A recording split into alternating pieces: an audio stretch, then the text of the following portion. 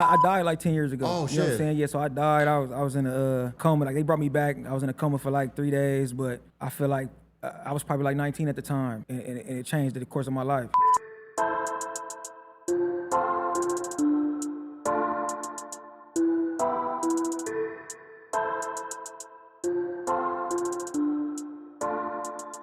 Yeah. Absolutely. We are back. Cool media interview segment. Today we have a special artist straight out from motherfucking Compton. WATR.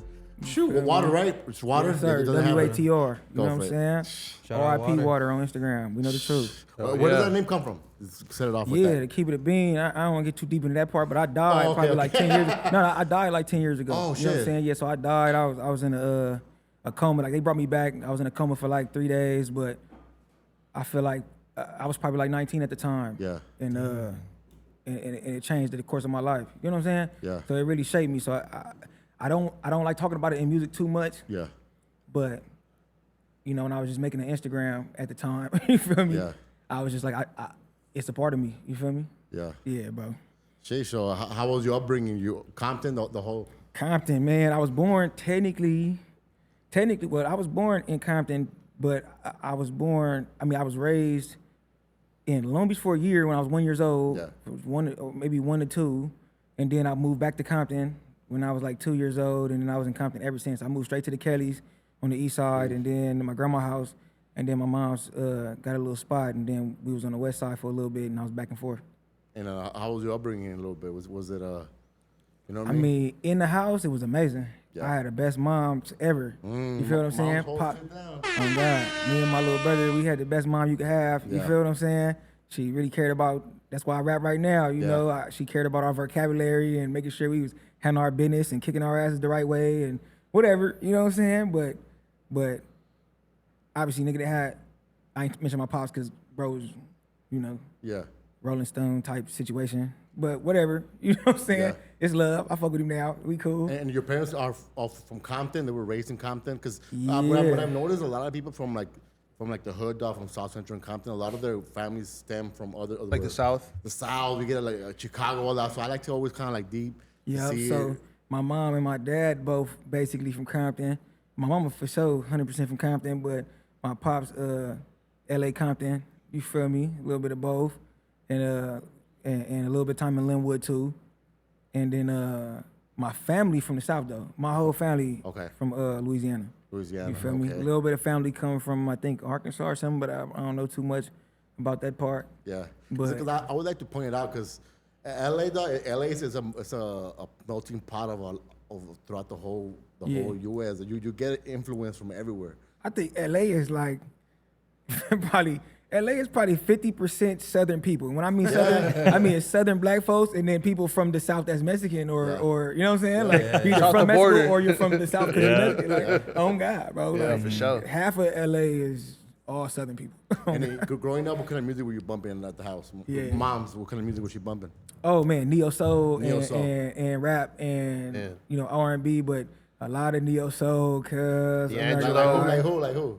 shit, Music Soul Child, India Ari, you know, there was some church music, there would be some like, was it Smokey Norfolk and shit, and you know, but mom also was banging like Nate Dogg, Never Leave Me Alone. She was banging, I was getting the shits, I'm not gonna lie. Moms was like that. Am I supposed to be cussing and shit? Yeah, no, for sure. Hell Okay, for sure, yeah, I ain't know what y'all platforms is cool with, you know, but yeah, no, moms, she love music. Yeah. She love music, you feel me? And at what point you started doing music early on, rapping? Nah, I mean, yeah, but no. I mean, I guess you could say like 12 is early, but I had homies start earlier than that. I was the last of my homies to start rapping. You feel what I'm saying? All my homies started rapping, they was 8, 9, 10. My homies already started 8, 9, 10. Me, I was writing poetry. I'm a little autistic, gang. You know what I'm saying? I don't like people. I'm a lot more normal now as a full-ass grown man. Okay. But I was a nigga that stuck to myself a lot. I was cool who I was cool with. My first 3 best friends was orphans, back to back. And they wasn't at the same time. It was like 2nd grade, I had a best friend, orphan. 3rd grade, I had a new best friend, orphan. It was just coincidence. My best friend from 4th grade all the way to 8th grade, orphan. But we would just stick to ourselves. Like we was our own support system. We was what it was. We shooting jokes and all that. I wasn't no rapping ass nigga. So I would write poetry because I didn't know how to express myself verbally to people very well. Cause like I had a high vocabulary and shit, but Yeah. I thought people was mean and Yeah. you know, I didn't like it. So I was just doing poetry, and then in the 7th grade, one of my best friends, a few of my best friends, a nigga named PB, he do videos now, and the homie Savage they both was like, nigga, poetry is gay. And Oh, so shit. stop doing that. They was like, rap, nigga. If you can write poetry, you can rap. And I was just like, damn, okay, say less. Like, And why poetry? Was this because you like poetry growing up, or Tupac? What was it about poetry? you know, funny enough, I knew, I didn't know this at the time, but I'm good with words. You feel what I'm saying? I'm good with words, and I understood them, and I understood what made them special. So really simply reading. Cause like moms that's why I said moms Yeah, cared. that's Moms right. made me Hell read. yeah. And so even as simple as it sounds, me being, 4 years old, 3 years old, reading Cat in the Hat, I'm tight, cuz like, yeah, you feel me? You got the dime, slime, I'm like, oh, and it makes sense, cuz like, damn, I can see the picture in my head, like, so when it came to expressing myself, I like a girl, I'm not finna walk up to her, I don't know how to talk to people, so I would just write it down, and I might leave it in the girl's desk, never worked, but I might hand her a little note, or, you know what I'm saying? Yeah. Like, Oh, what kind of student were you? Were you like you said, like just I was a failure, dead homies. failure? Complete failure. I failed probably every grade until 11th grade. But they kept passing me because I'm a nigga that will have an F in the class, but pass the test with like 90%. 90%. You feel me? Same, bro. Yeah. Oh God. You feel me? Like, Yes, I do. I'm not good in school, but I've handled my business, and as an adult, for all my young niggas, you gotta run through challenges in life. Challenges that ain't just in the streets. You know what I'm saying? Like, niggas would be scared to catch a fade and just do it. If you hate school, sometimes you gotta do it to prove it to yourself. Cause so I done proved it to myself that I could do it. But at the time as a kid, I had no discipline. I had no belief in myself, a very little belief in myself. And so I was a failure in school. Yeah. You feel me? I wasn't willing to do the things that I felt was difficult because I didn't believe in myself. I didn't believe I could do them. And I also didn't believe there was no point. Yeah. Now I understand. Nobody gotta go to college. Fuck all that. You don't gotta do college. Yeah. But you should learn to discipline yourself though.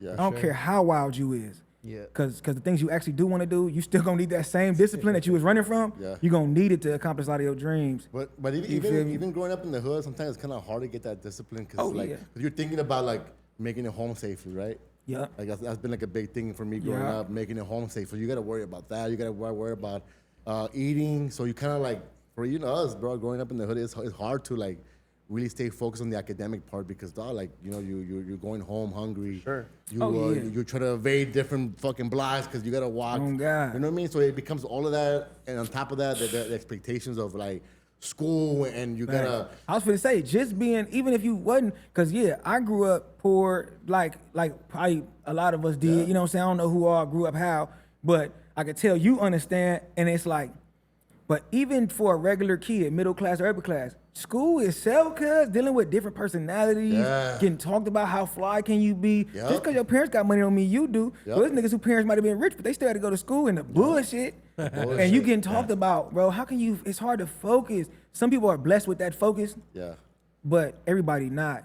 I couldn't focus knowing damn well I got on some shoes that was bought on the corner. Yeah. Of a dead homie. No, bro, On the dead- my mama bought my shoes from some lady on Yeah. the corner who just had shoes out on the dead homies. What? Yeah. Do you know how fucking you get to school and you got on some shit that's not even fake Jordans? It's like some shit where niggas look and be like, nigga, what the fuck? Them is Montel Jordans. Niggas told me them is Montel Jordans. I said,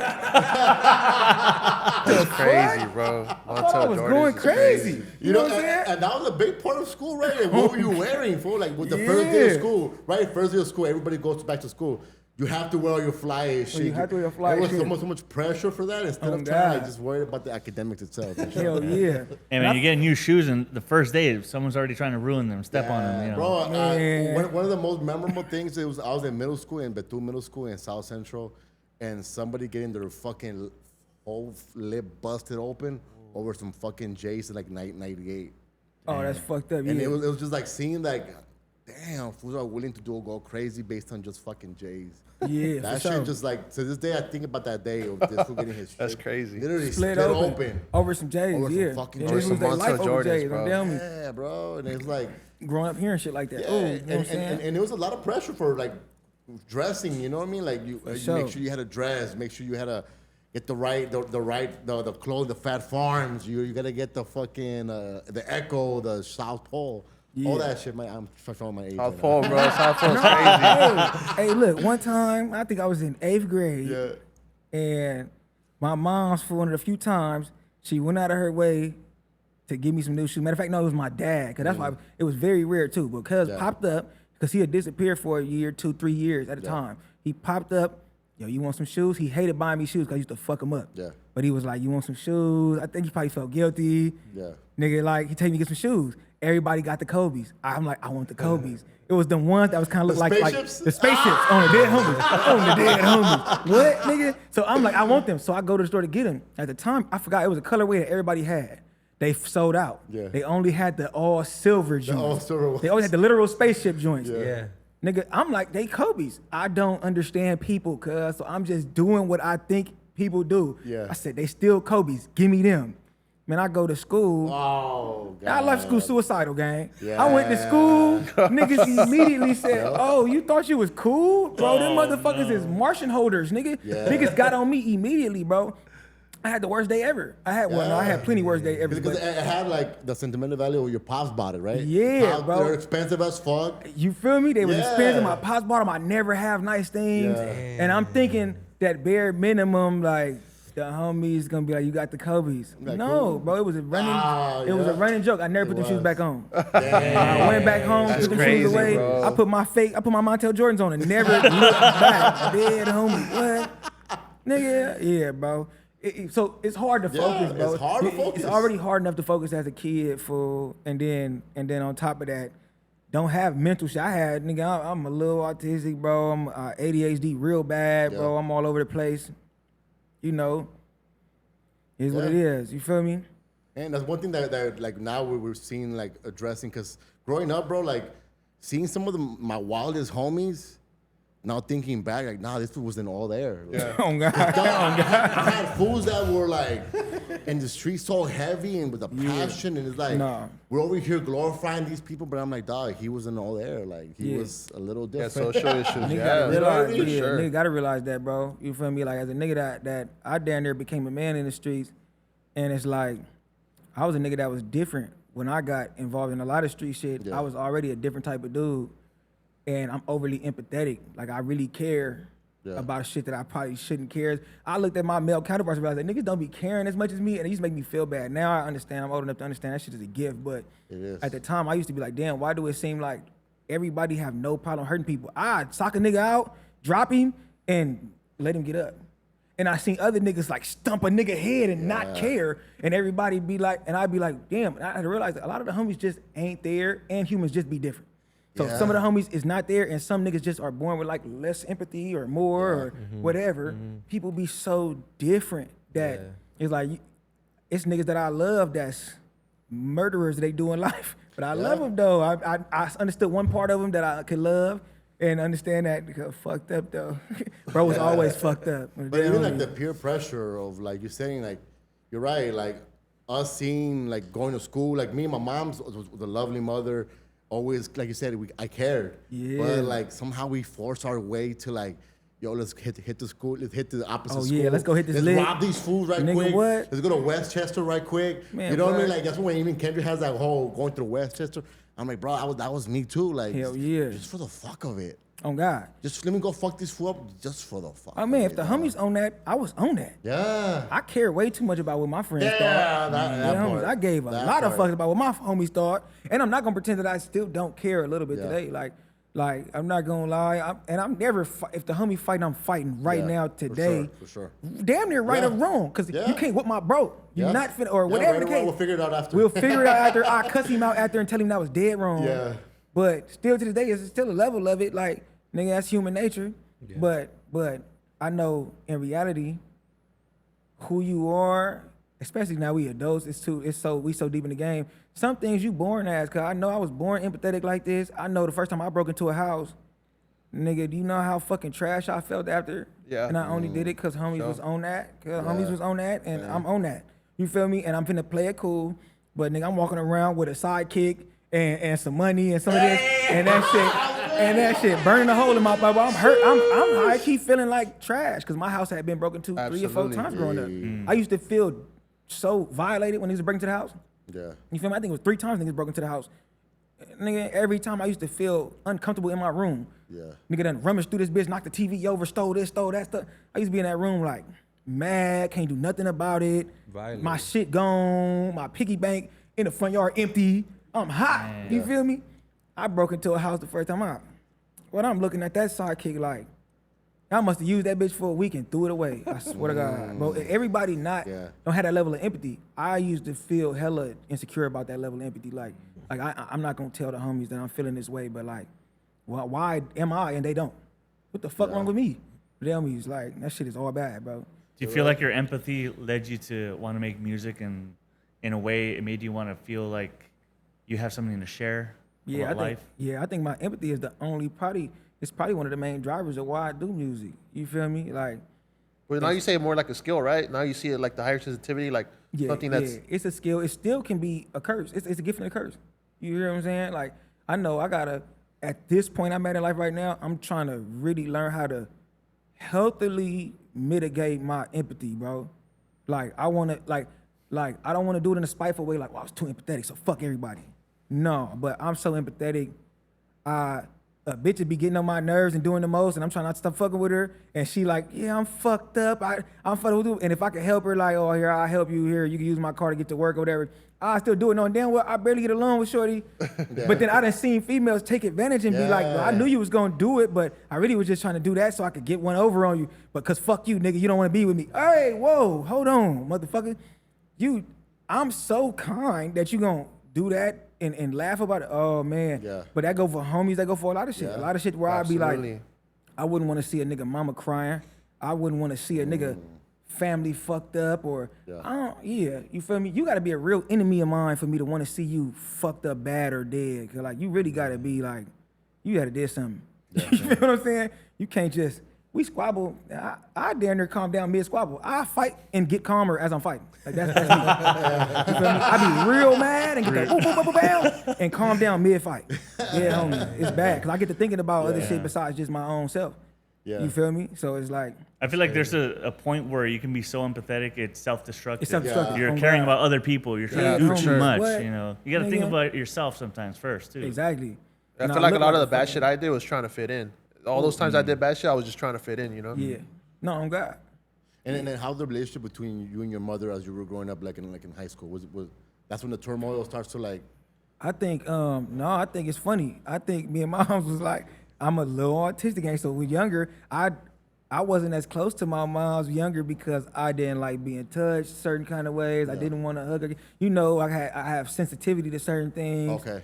And towards high school, I started going through a lot more traumatic shit, and I learned to embrace my moms. You feel me? I learned to embrace her, and my baby brother helped too because I was scared of humans because I didn't understand people, so I feared their thoughts. That's why I think so much probably right now about what other people think.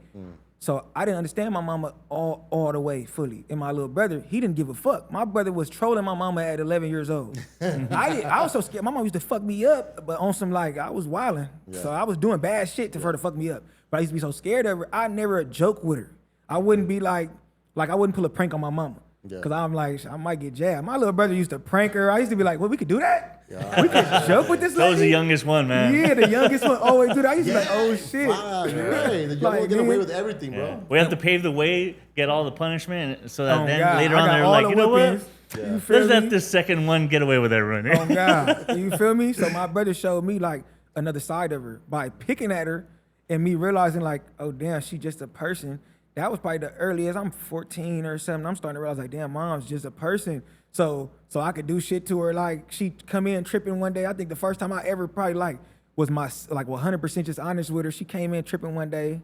A nigga didn't do. I got ADHD bad. I be forgetting shit. I must have not took the meat out or something. She came in cussing me out, doing the most. And I'm like, Mom, you on your period or something? Because we got other food in there. There's other food. So you're cussing me out, and I said sorry, and you're still cussing me out. So what's going on? And she looked at me crazy, but then she must have damn, yeah, maybe I am tripping though. you broke her down like, oh shit. You feel? She thought about it like, damn, you did say sorry, and you did like, what do I want you to do now? I'm like, yeah, what do you want me to do? Because you already got at me. But I never would have had the goal to do that had my brother not showed me that she was like, oh, she's human. So, you might could make her laugh if you just fuck with her a little bit or you stand your ground a little bit. You feel me? It's like, so after that point, probably around 14 area, I got real close with moms. Yeah. And then come 17, that's when the turmoil started. Yeah. Because that's when I started fucking with the streets. Yeah. You feel what I'm saying? So Yeah. that's when it was like, she started being like, oh, what's happening? Because my little fucking weird, autistic, fucking talkative son is like going to the block and then she hearing from other people, oh, I'm popping pills and doing whatever. I'm just doing shit, and everybody respect my mama where I'm from. Everybody respect her from where I'm from. So it's like, Yolanda, your son, he out here. We seeing me at the park, he chunking K's and he popping pills and he hanging out. So everybody report back to her because everybody know her. Everybody know I'm Yolanda's son. I'm TC nephew. So everybody report back. So then the turmoil between me and mom's really, it was a few years where it was like, yeah, you feel me? Yeah. There's a lot of pain at that time, especially for her. For sure.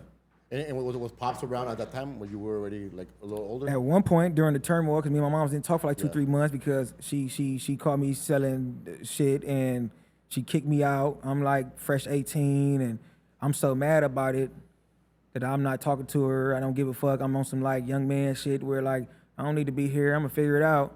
So I ain't talked to her for 2-3 months. She calling everybody and she going through it. People she crying and shit. She called my pops. He pulled up on me.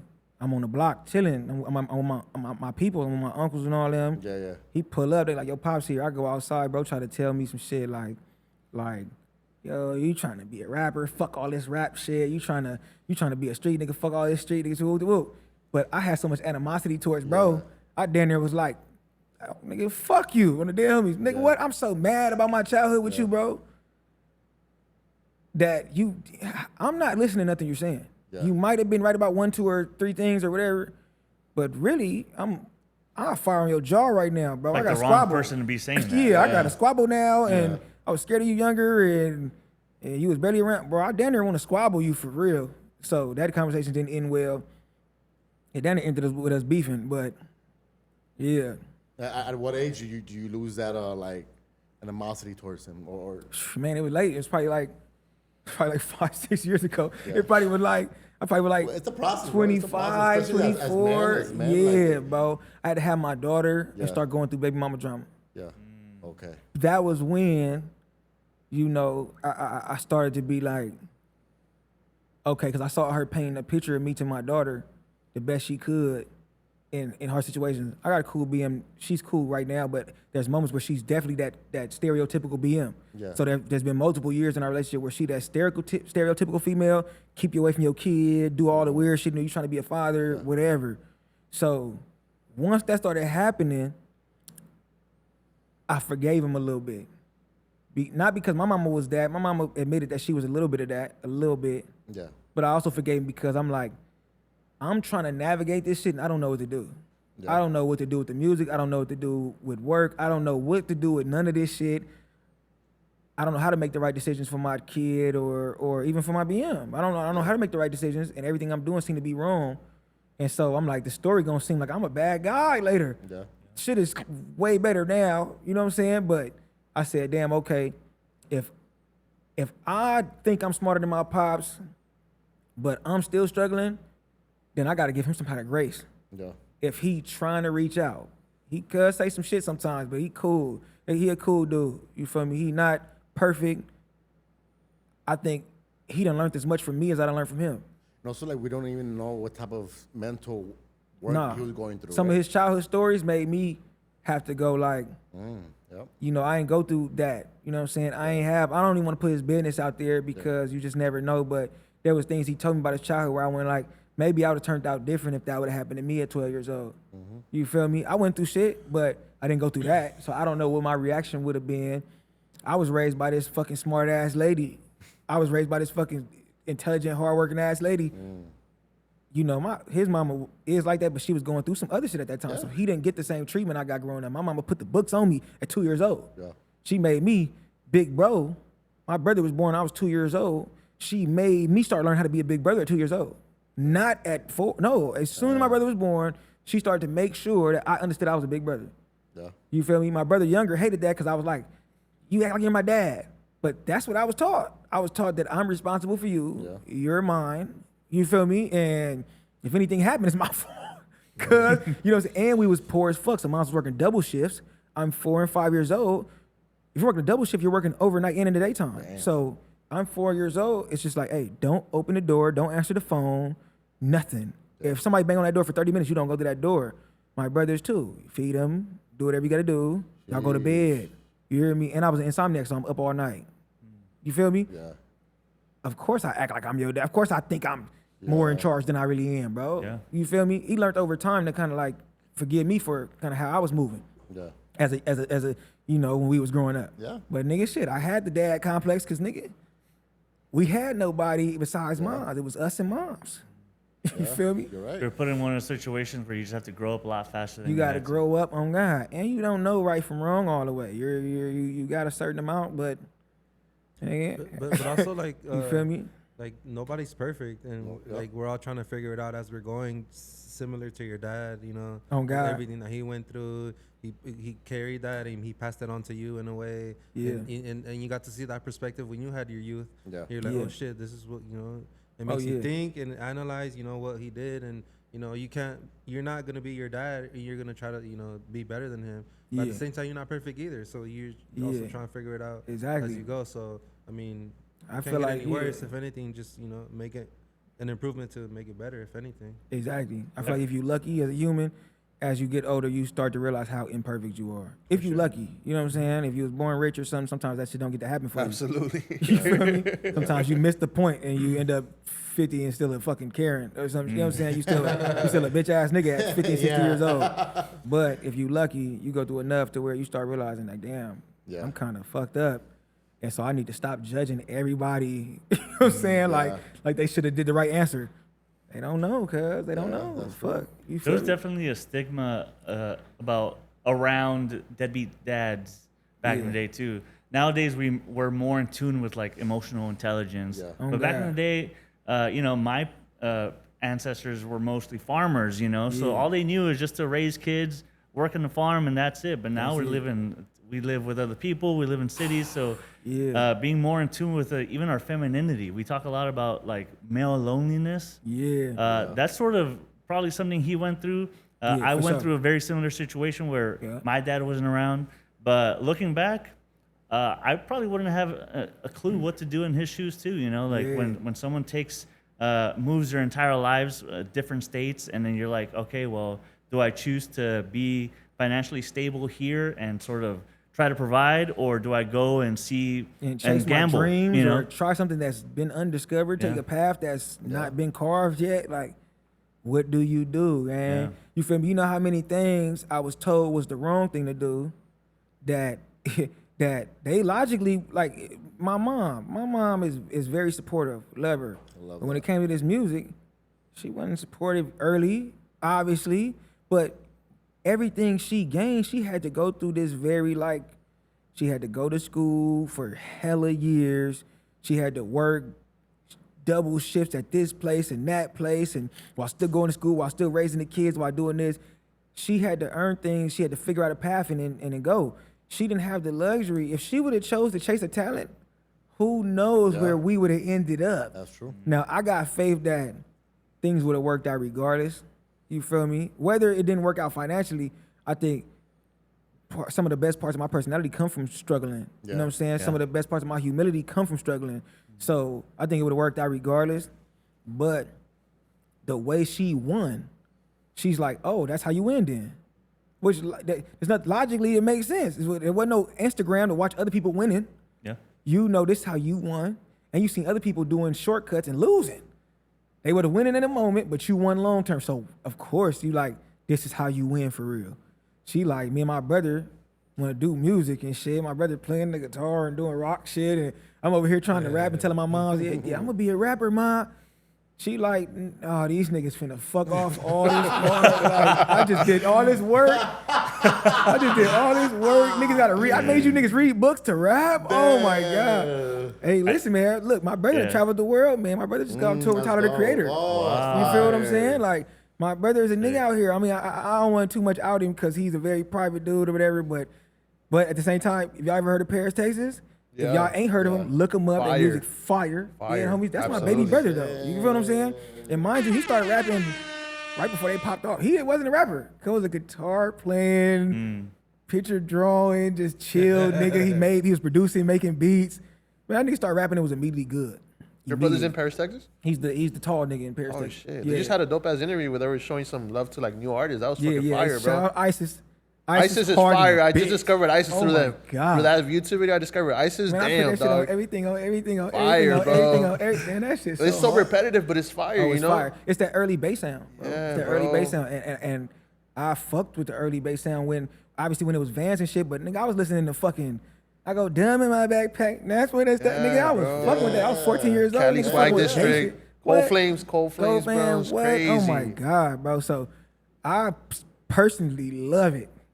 But you know what I'm saying? Yeah. No, but shout out Paris, Texas, bro. They're fucking out fire, Paris, bro. Texas. They And they crazy. have some fire ass shows, bro. Oh my They have God. some dope ass crowd control, bro. Fucking fire, dog. Listen, bro, I'm so proud of them niggas, bro. I'm so proud of that niggas. Both of them, you know. Yeah, Wale like my cousin. My bad. I'm supposed to say Felix. I don't know if I'm supposed to say his government name. Felix like my cousin at this point because I didn't spend enough time with them boys. And I'm proud of them, man. You know, watching their shows go crazy and just knowing from the first time I heard them niggas play me a song, I told them niggas they was that. They got their own lane, And for them to bro. pop, oh God. They got it was their own lane. Yeah, bro, it was an amazing moment. You feel me? You can't get they sound from nobody else. It's some clones out here that tried to come up and bubble up, but you can't get Paris, Texas from nowhere else, bro. It's eclectic and they're creative, bro. Their videos God. too have like storylines. It's fucking fire, Bro, dude. Wale, oh my bad. I don't know. I'm gonna call him Wale. My bad, Wale, bro. But Felix, the shorter in the group, he's still 6'2". But the nigga, my brother just 6'6", so it look crazy. shit. You feel me? But he amazing rapper, bro. Always been one of the coldest pens. And my brother's also one of the coldest pens, but he's so super eclectic and like artistic and such a visionary. They both got the vision, bro. I don't know. They always been dope. You feel Visionary. me? They got the cinematics, bro. They're fucking on another level. Oh man, they on another level, bro. Yeah. You feel me? But growing up and then telling moms we want to fucking do music when she just had to bust her ass in every most difficult way because that's all that was really available at the time. If you were being realistic, and if you was a woman, you know, she didn't understand that shit. So how can you be supportive of something you truly think is stupid? Which I get I didn't get it at the time, but I get now where she was coming from. But once she seen, you know, the earliest things, I started writing music for people. So I wrote for hella artists. Nigga did a song for Eric Bellinger and Tory Lanez. I did one with Nip. I did a lot of records. Monique Slaughter's Monique Slaughter, damn. it was I did a lot of records with people. And by the time I did a song, I went and wrote for Usher. And like in Stu, we did a record, me, Eric, and Usher. And mom's is a music fan, so when I came home and told her that, man, she was so that I feel like at that point she was like, oh, it's real. You know. And then not too long, probably like a year later, my brother started cracking off, and it was just like, oh wow, this is a real thing. This is not like, you feel me? Yeah. Well, I think it might be hereditary, man, because last time when we had Bell here, everyone was like, who the fuck is Water? Man? Who is Water? Because we were just like amazed by the bars on the songs, Oh, God. man. Yeah, bro. Yeah. No, And for who sure. the fuck is Water? How's the music industry treated you? Like, what was your journey like? And have you found your sound yet? Or do you feel like you're there yet? Hey, how is it treating me? Oh God, where the drink at? We got it over there. Look, man, how is it treating me? Thank you, bro. I think I've been blessed, right? And I think, luckily for me, I'm talented enough at certain styles of music that I was able to get paid. Yeah. You feel me? But I went through everything bad outside of the gay shit. I never had no fucking, I don't even want to say that, did the experiences. I never had no like come back here, suck my dick to get signed. I never had that. I never had that That's moment. good to clarify, bro. Yeah, I never had that moment. Nobody ever tried me. We did it time. We gotta clarify that. I think, and matter of fact, maybe it didn't count because. Oh, what happened? Oh yeah, for sure. Hold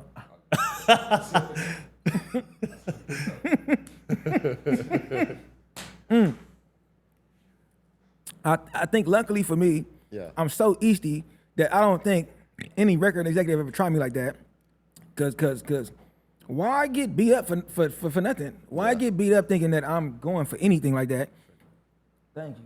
But every other bad thing, you know, niggas playing in your face, not paying you, niggas trying to get you to go above and beyond and give you the bare minimum for it, niggas putting you in bullshit contracts. At one point I had quit rapping for 2 years. You know, this was around the time where I died. I was like 19. Niggas signed me right before I died. Niggas signed me and my uncle and my cousin, Jay Frank and TC. We had a group called Fan First. Man, we was going crazy on the east side. We was doing shows, 100, 200 people showing up. Started going crazy. Got the attention of these this A&R and bro signed us. Whole time he signed us because his daughter was a rapper and he wanted to get her album better. She was trash and she looked like a fucking piece of shit. She was ugly as dirt. She was ugly as a bitch. No, man, what, this ugly ass bitch? And then He had plans for you to like produce it. he had plans for our songs to go to her. So he heard our music, and what bro decided was, okay, she trash, and she don't got the sex appeal. She's bunk. So y'all shit tight. He signed us. Waited till he signed us. I'm talking about he brought us to meetings at Power 106 with the head of Power. He fooled us. He was like, yeah, we gonna pop y'all off. As soon as he signed us, bro said, okay, so here the plan. All these songs that y'all got that's hard, have her rap them. We'll put one of y'all on a feature with each song, and we gonna be Young Money. She gonna be Nicki Minaj. You gonna be Drake. You gonna be Lil Wayne. You gonna be. We like, no, we can write her new songs, but we're not giving her these songs. We produced, wrote, and promoted all these songs. These are our songs. Yeah, they're already out. And so them niggas said, well, y'all signed the contract, so if y'all don't want to honor what we want, then we won't honor shit in that contract. And based on the paperwork, because it was their lawyer we didn't know shit. We East Side Crips on the Delmies, we didn't know nothing. We had their lawyer look over our contract. We didn't understand that's not a thing. Yeah. You feel what I'm saying? So their lawyer said, standard contract, great. Man, that contract had us in a headlock. So I died, probably like a month or 2 months later, that's when I died. They didn't come check on us in the hospital. They didn't give a fuck. Nothing mattered. You feel me? And basically they just ignored us and had us stuck in a contract for 2 years. So during that time, it was like, fuck rap.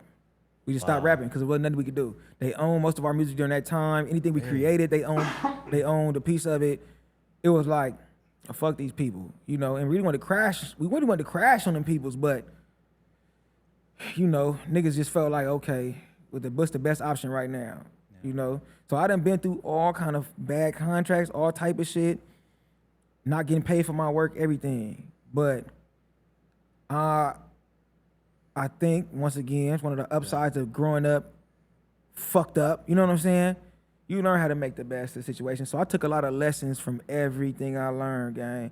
Everything somebody did to me on purpose that was foul, every accident I learned. I done had to press niggas in the club for my money for songs. I done had to run up, you know what I'm saying? I'm having to do certain shit. That's crazy. But it's like, okay, now I learned how to handle business to not have to do that.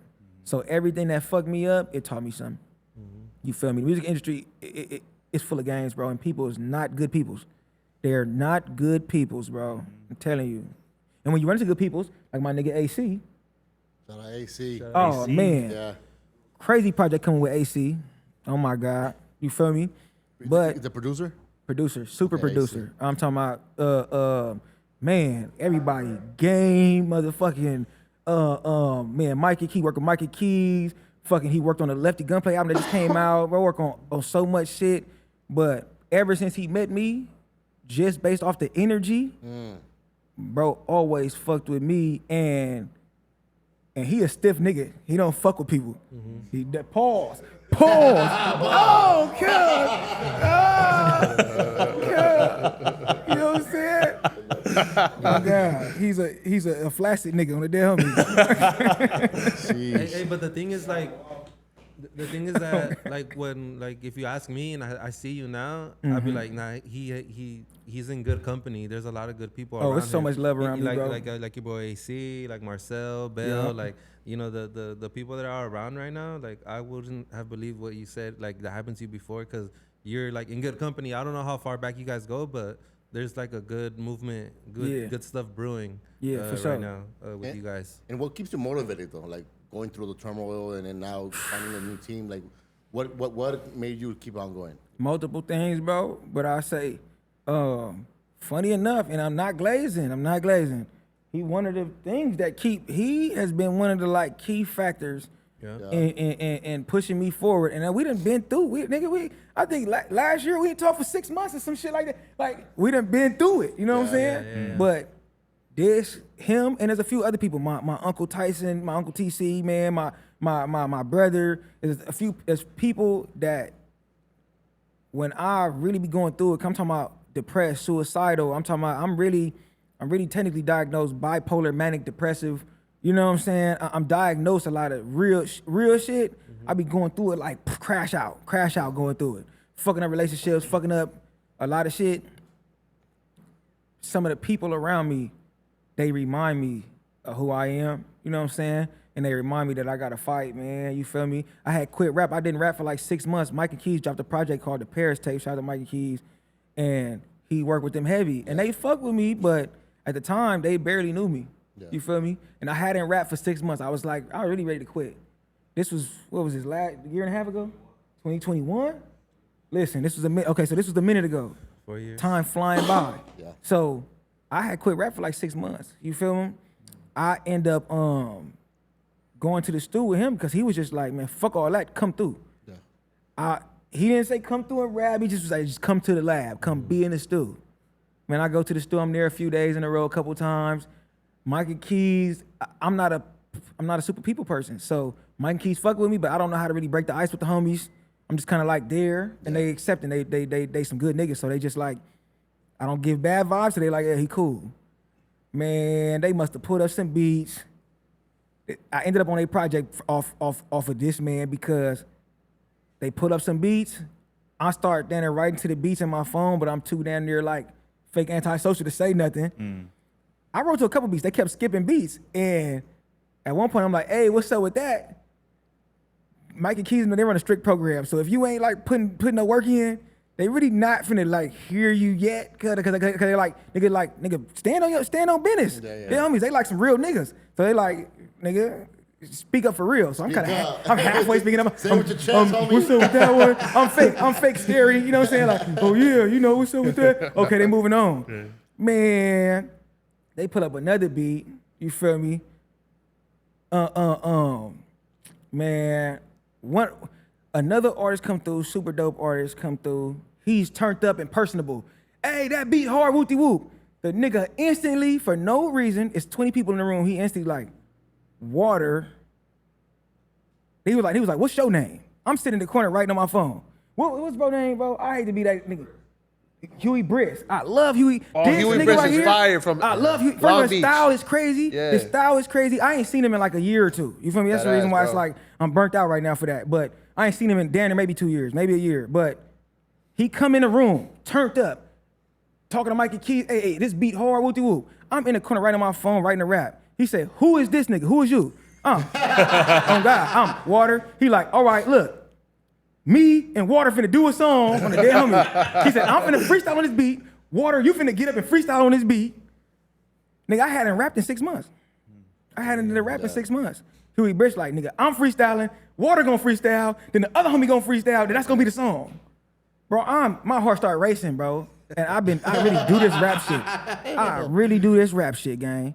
Man, but I'm so nervous, bro, that I'm finna fumble. And he's talking about freestyling.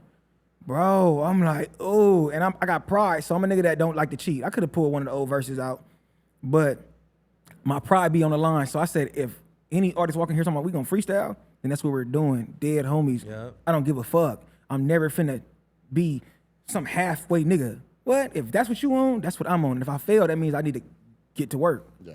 So he freestyled his verse, come out, fire. Put me right on the spot. Do your shit. He come up to me. He don't help on the demo. He comes to me, he believe in me so much. He believe in me so much. Cuz just walked up to me and said, "Hey, put a demo down on these niggas and walk away." Bro, I'm sweating bullets, bro. No pressure. Oh God, no pressure. Dead homies. You feel me? This nigga believe in me so much cuz I'm just sitting there like, bro, I'm sitting here thinking all the opposite shit. I'm sitting there thinking I'm finna fumble the ball. I'm thinking all the nervous shit. Man, I get on that mic. You could, if you ever hear the records, I might play it for y'all. This was the first record we did. I'm sounding so nervous because my voice is down here and shit. And shit. But I say some crazy shit. So everybody in the room like, okay. Like I got bars. Yeah, homies. One thing I got is bars. So I say some crazy shit. I see niggas in the room react, so I start to get a little more comfortable. Like, okay, I say some wild shit. They got it. They understood it. Okay, boom, I finish my little verse. We go back and forth. We pull up another beat. I'm more confident now. So my delivery a little bit better. I'm still nervous, but my delivery better. It's been 6 months. I'm just 6 months into a freestyle. Yeah. Man, that shit came out so fucking hard that it ended up being on the project. This project was down there done. That was the last on the project because the project was finished pretty much.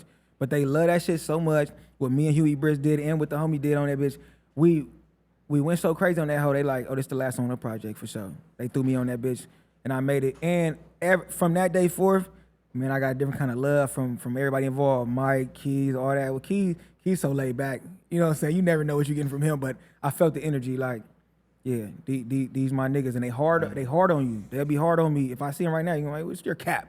What's up with you?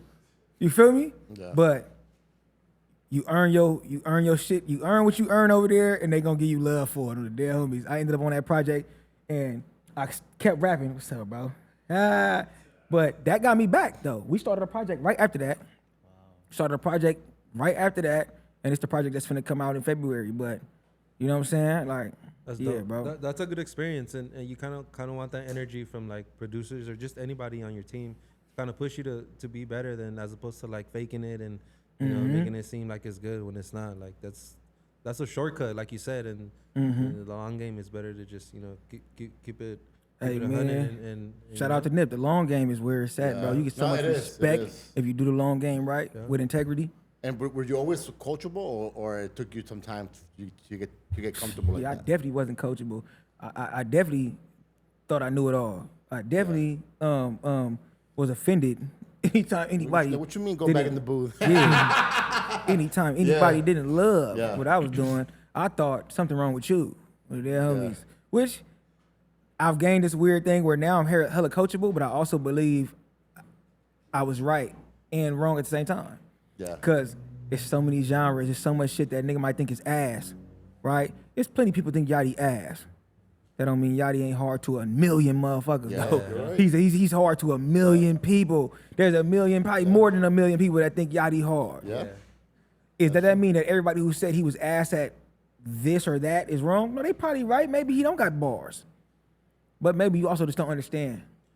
Maybe you just don't understand. Also, just like the age. Like if you ask, the youth, the younger people, they fuck with Lil Yachty more than supposed to, older people that, that's true really too. That's true too. But I used to think that, but I feel like that's still too limiting. Like the reality for me is that people are born and raised in so many different ways because we communicate so different that there's a 60-year-old that's gonna hear Lil Yachty for the first time and think, this is what I've been missing my whole life.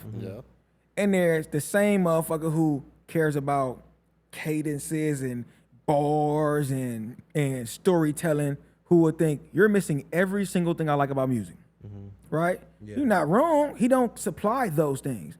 But the problem is that don't make up for swag, nigga. That's true. Some people don't care about swag. Some people do. That don't make up for melody writing. That don't make up for concept writing. That don't make up for, there's other ways to be good. You feel me? For real. Nigga, I never understood a lot of shit. But I watched them niggas. You feel me? Go up. And my brother got such a different, he's so eclectic, his taste is so different. He put me on so much. Nigga, I would have never listened to System of a Down if it wasn't for my brother. That's fire. What? Nigga, I love System of a Down. Yeah. I love Panic at the Disco. Nigga, what? Oh my God, bro.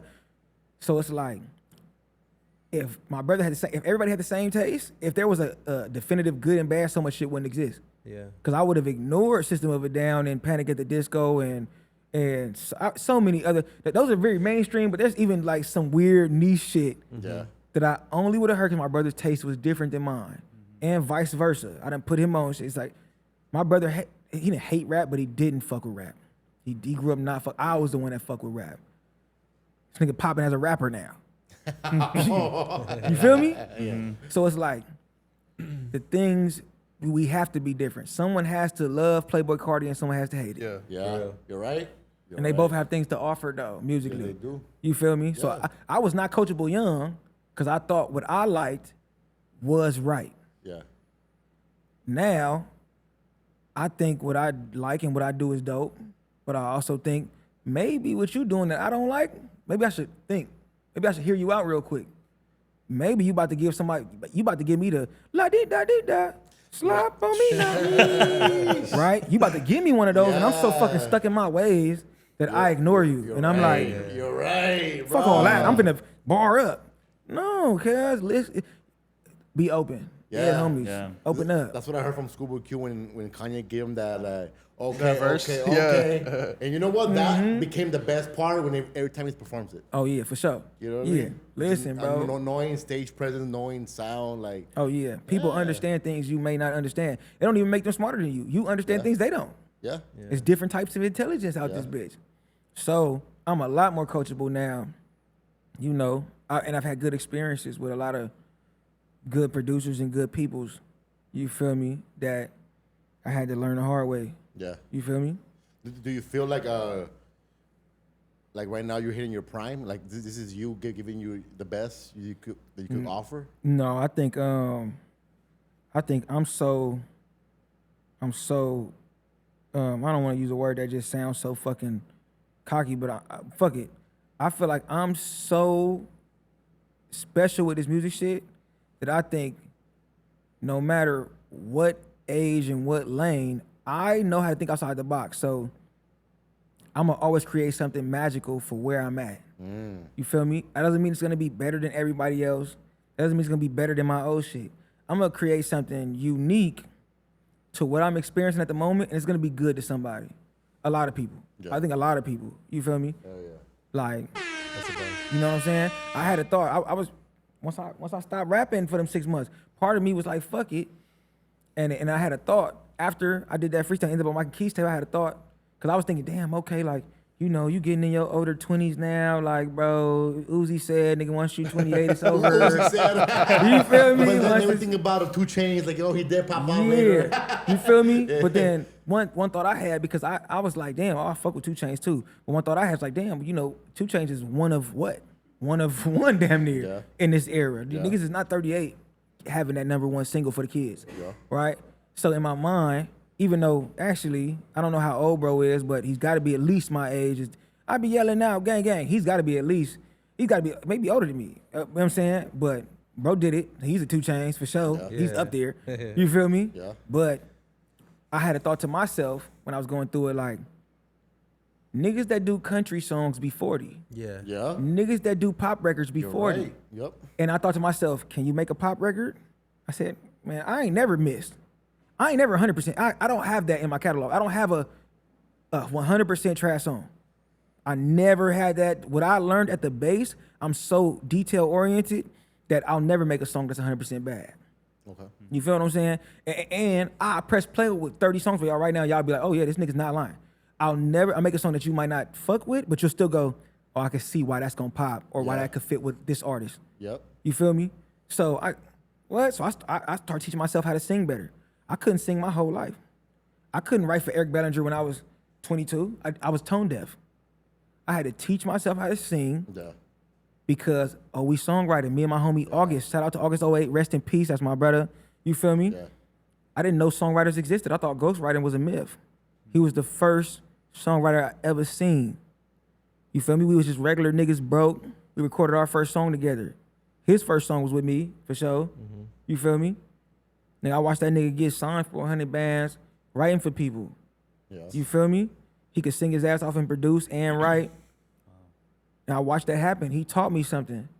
Man, I had to learn how to sing. That shit was difficult as fuck. I was trashed in a bitch. But for any artist out there that's, because you don't know me right now, but when you hear what I be on, Oh yeah. For sure. Just know I was tone deaf. Sounding dumb as fuck. The dead homies trash, bro. And in 2-3 years, I got a placement on Eric. 2-3 years might sound like a long time, but that shit gonna fly by. Yeah. Bye. August encouraging me, people around, whatever. Man, and just determination. Man, I got high as a bitch. How I really, the breakthrough for singing for me, I got higher than a bitch, was recording with auto-tune. Okay. And my logical ass brain told me, all right, if the auto-tune can save you from sounding bad, all you gotta do is copy the note the auto-tune is doing. If you can copy one note, if you can copy one note, you can copy all of them. Yeah. You feel what I'm saying? Yeah. I'm not a beautiful singer, but I be going crazy. Oh, you be going I crazy. go crazy. For sure. You feel what I'm saying? Yeah, be going crazy. So bro. my logic was, okay, the tune said that I was off. The tune said I was supposed to sound like this. When I turn the tune off, I sound like this. Okay, so go up. Okay, cool, match that. So I matched note for note as I would record and try different songs. Okay, ooh, when Chris Brown sung this, it sounded like this. Let me try to sing what Chris Brown sung. Oh, I sound horrible. But if I can get that first note, I learned, oh, minus the vibrato is not note switches. It's just the voice shaking. Okay, let me just hit that note he was hitting. Bro, okay, 2-3 years down the line, oh, now I can sing a fire-ass song. Baby, I'm singing crazy shit. Hell yeah. Slowly but surely. You feel me? That's fire. Any artists out there that feel like you can't, trust me, get the reps in, bro. Fuck. I love AI. I love advanced technology. You gotta be smart. I love AI. No, for real. Yeah. My homies hate AI. I love AI. Like, you can't give me a tool and tell me it's bad. Yeah. You can't give me a new power drill and tell me it's better to do it like this. Fuck you. Dead homies. What?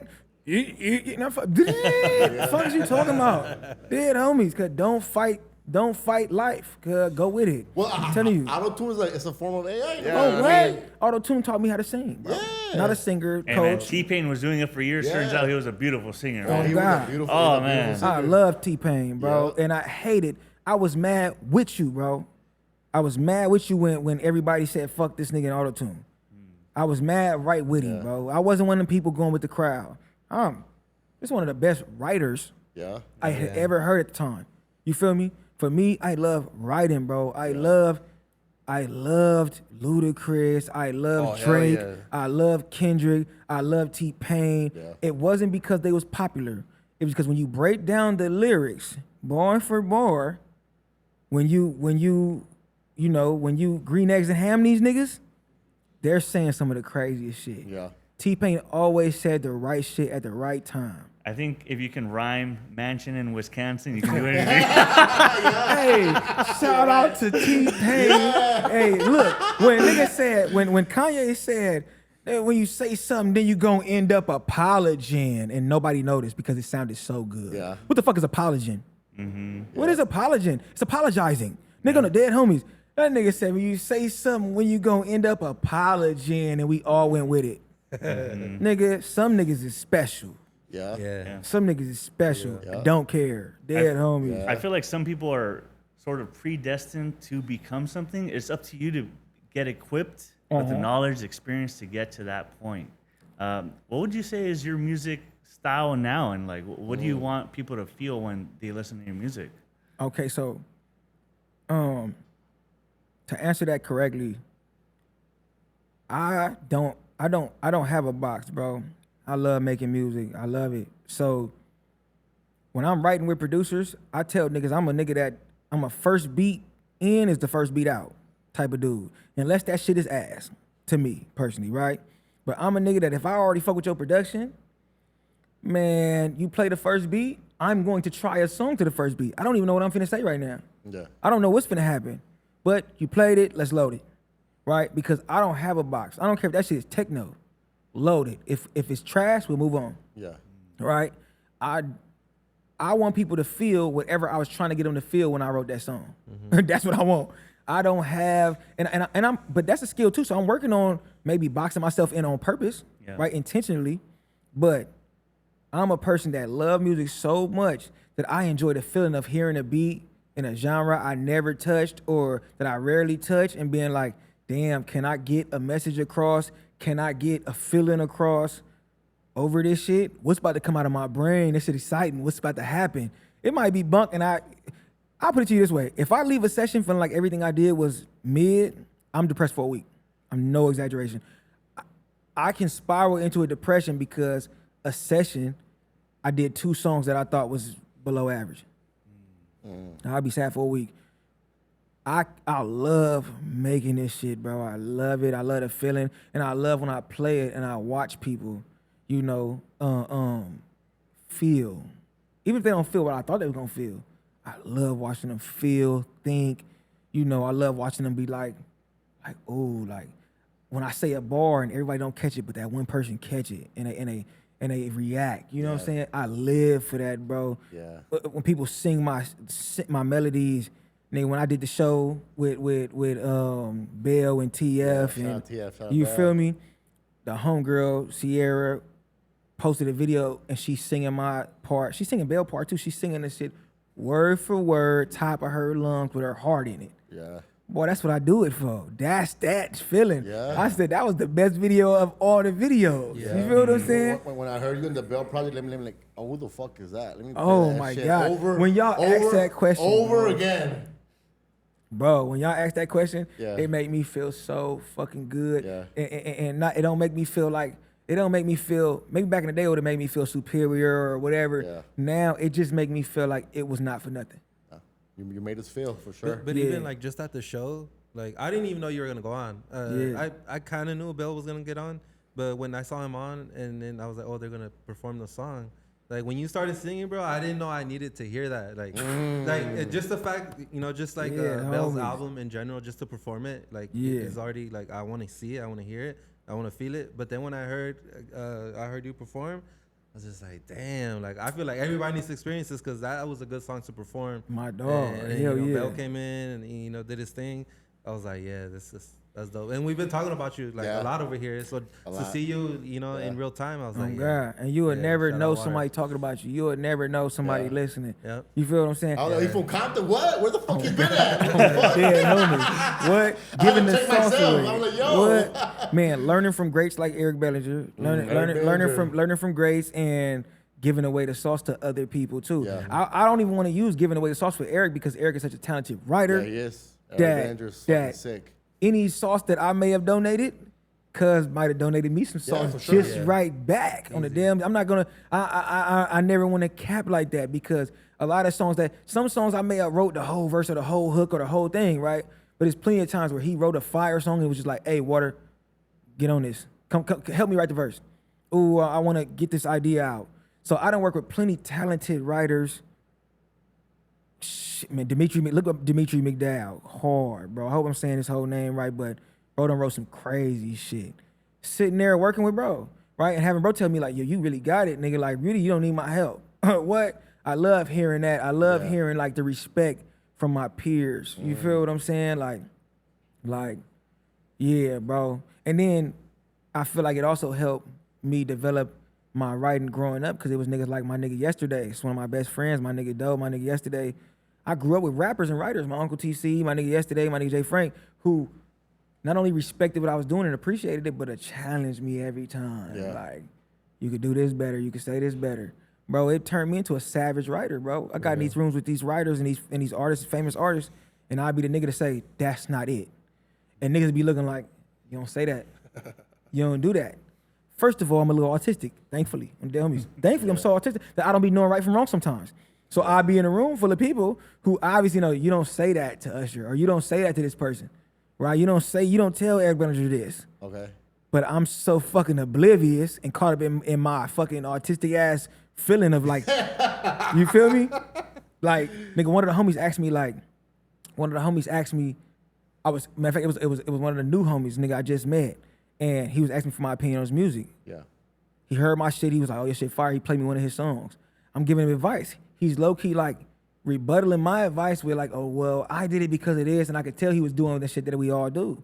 Yeah. Like, nigga, your pride kicking in. You trying to tell Yeah, me. sure. And I'm trying to tell you in so little words. I'm trying to tell him in so many words. Like, bro, I got the experience. I'm not telling you this for no reason. I'm telling you, hey, write a better second verse. You're not hearing me, right? You think what you did was the way, and you're not hearing it. I'm like, you don't got to hear me for sure. But I'm like this.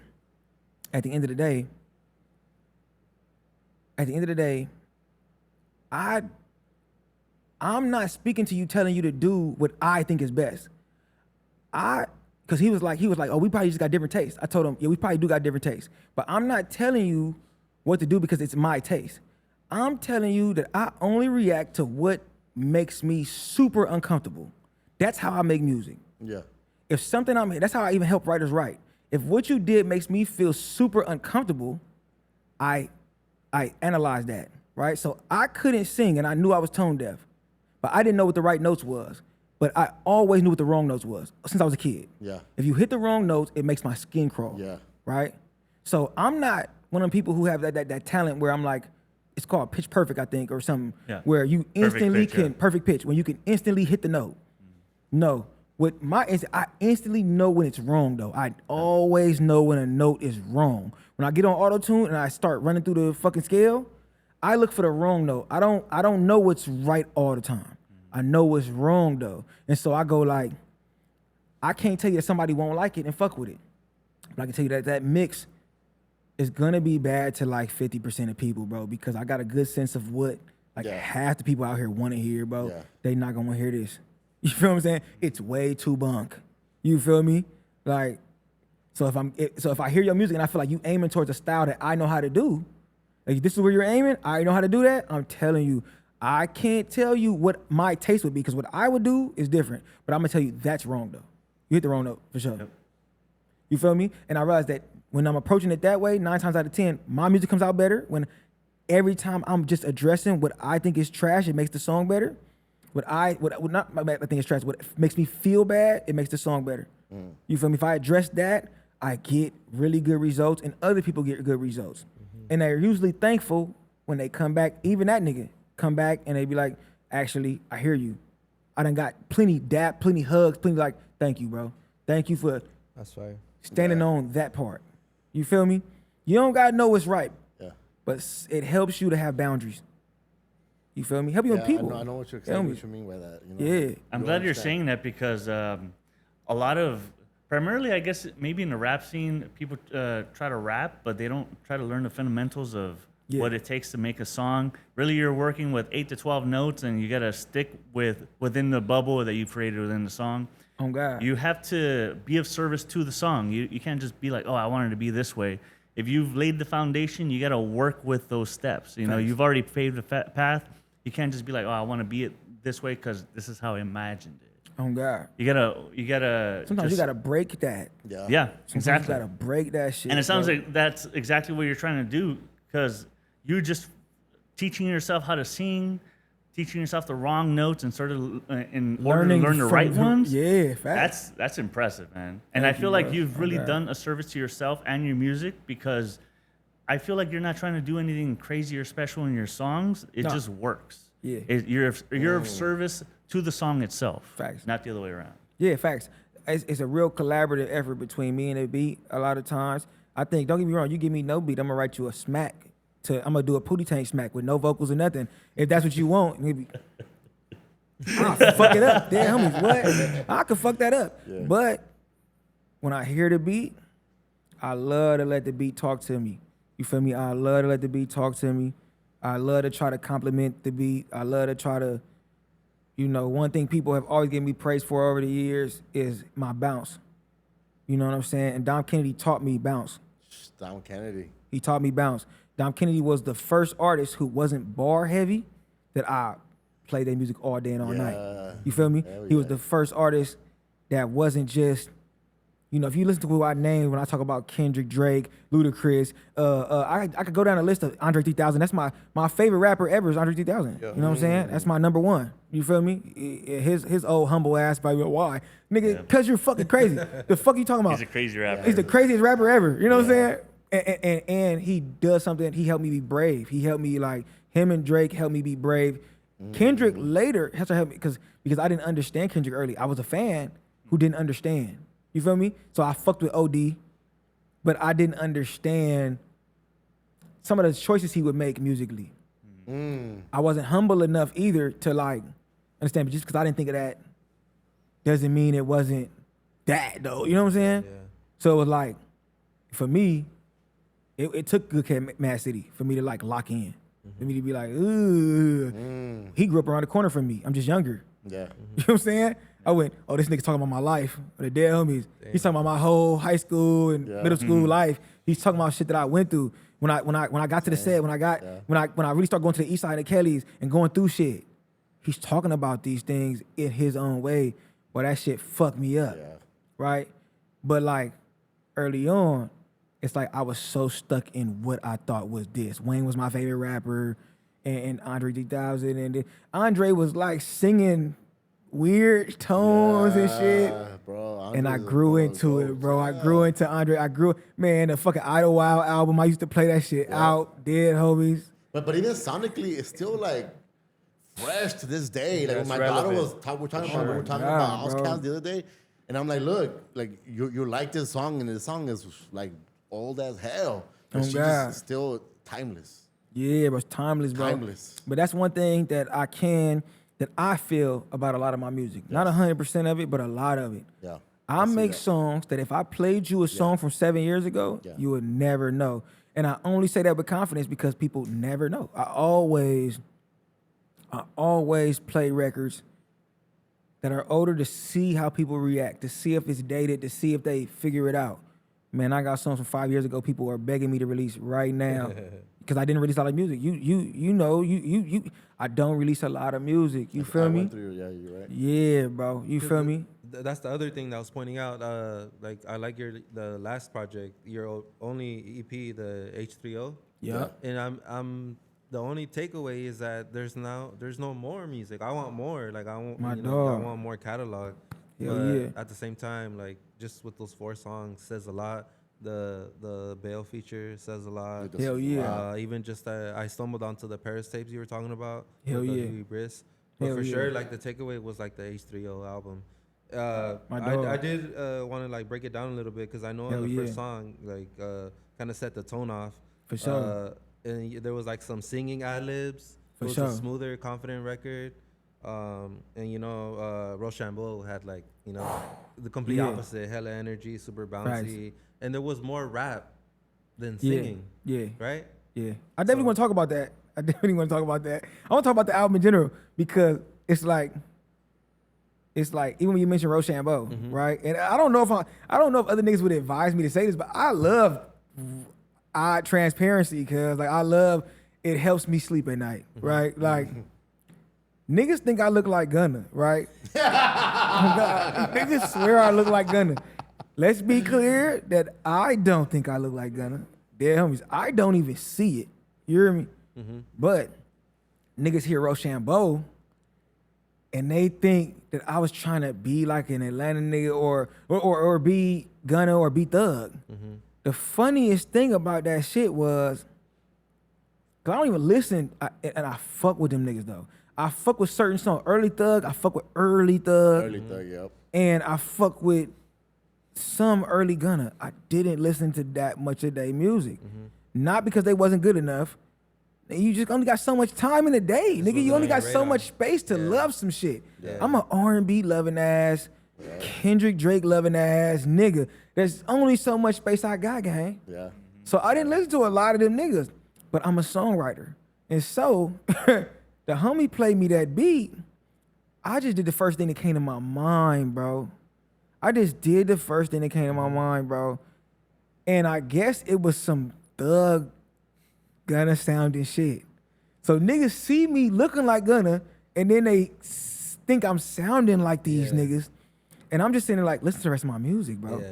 You couldn't sleep for weeks, huh? Bro, I went on the Leak podcast. Shout out to the Leak podcast. And I only lost, no, shout out to the homie that won because he played a catchy record at the end, right? But one of the main reasons niggas, everybody said it, the main reason they voted against me is because they like, you already look like Gunna. You can't sound like Gunna and Thug. You can't sound like Thug and look like Gunna. Like, that's out.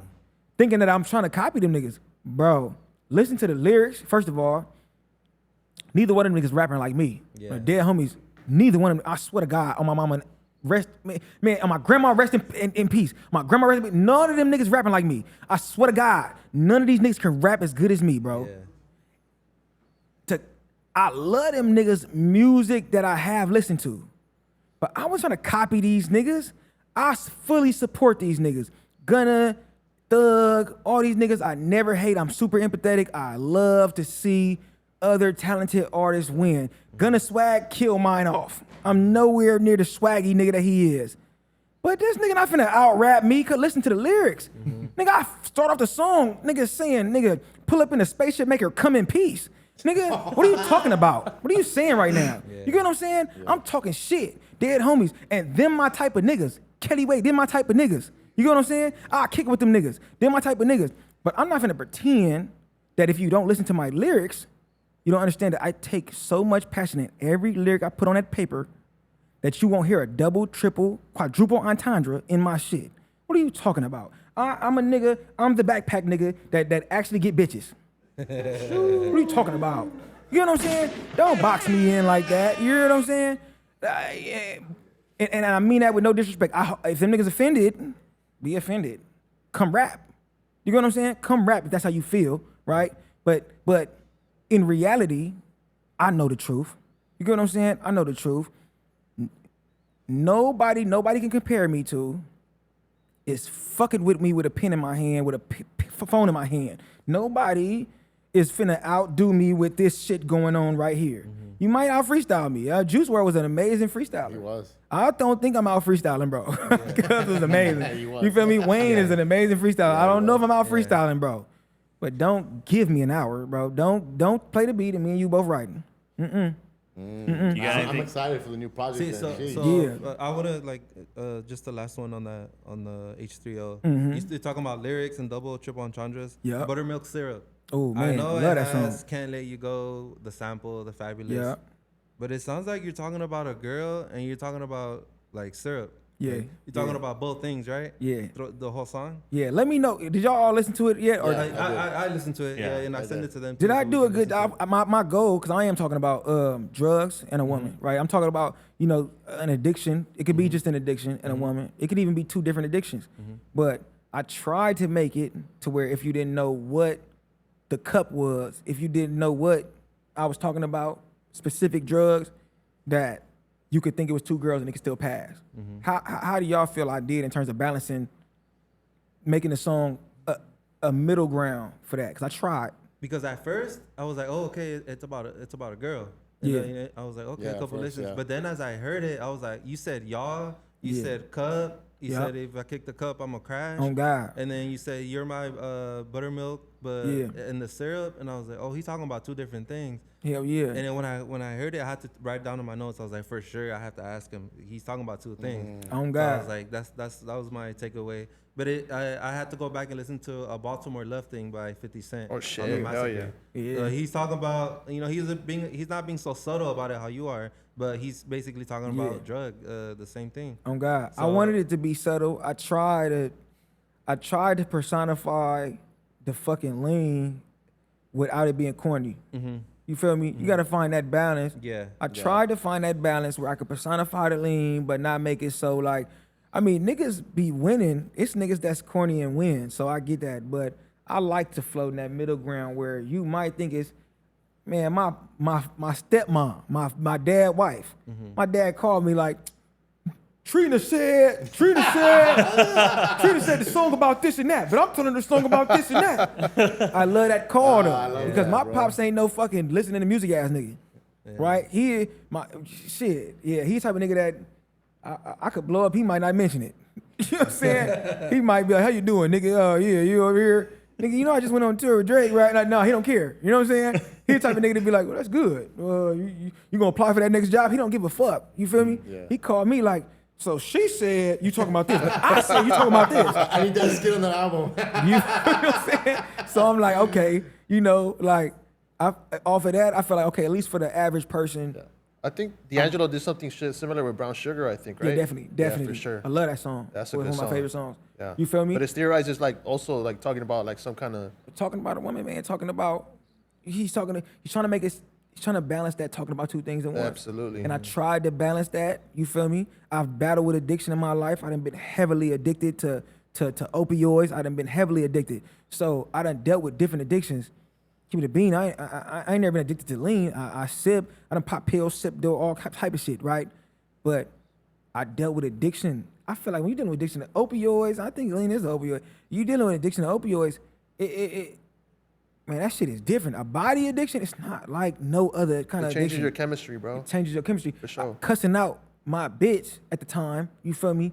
Because I'm so addicted to the pills that I left my bottle at home. I left my fucking Norcos and Vicodin at the crib. We're going to go get some food. I dealt with this headache condition right before I died, actually. This was all right before I died. But I dealt with this headache condition. I had to pop 5, 6 Vicodin a day. Jeez. 5 Vicodin, Norcos. I'm popping them bitches back to back all day because that's the only way I could survive. Without that, I was ready to kill myself every single day, right? I ain't see my shorty in a month and a half, 2 months. This was my girlfriend at the time. She put up on me, take me to go get some fat burger because I never had it. She was like, I'm gonna take you to go get it. And we get to the fat burger, my head starting to hurt. I started looking, patting my pockets, realized my pills at the crib. Man, my whole personality changed instantly. She was a bag of bitches. You feel me? It was bitch, this and that, and fuck that food, and bitch, I'm not hungry no more. I'm not happy no more. I'm not a good person no more. You feel what I'm saying? I treated her like garbage in the street. You know what I'm saying? I'm not that person. I'm super empathetic. To be sweating and anxious and mad the whole way she drive me back to the crib, I get to the pills and right? And instantly feel like shit about everything, but I'm so high, I don't give a fuck. She leave, I don't even say goodbye. I just get high and lay back, right? It took a sobering moment after that to be like, what the fuck was that? I never been like that in my life. I think at that time, and that was before, but I'm doing all kind of shit I never done. I battled with the addiction probably maybe another month. I'm going crazy. I couldn't stop. I'm popping, and then it got to the point where I'm popping 8 to 9 pills a day. I gotta do it. There's no other way. And I realized that the headaches in my mind, I'm like, I had to test it. The headaches had stopped. The condition it lasted about 2-3 months called cluster headaches. It stopped. But my body was imagining headaches so I could take more pills. Dead homies, what? I just made a decision at that point. I'm like, okay. I took the pills, flushed them down the toilet. Just said, if I die, I die type shit.